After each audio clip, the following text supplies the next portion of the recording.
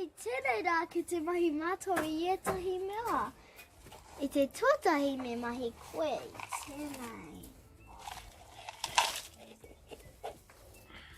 I te tuarua, me tiki koe I etahi o wēnei, ko ngā si. Ko tēnei te basil. Kua mahi ahau ki te mea swan plant. Me kei te mahi ahau I tēnei nei. Oh, kei te pura ahau wēnei seeds ki roto I nei. Ah, ka mahi ahau I te soil.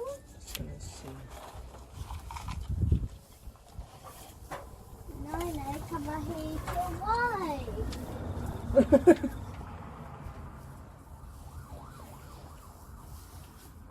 Kometu.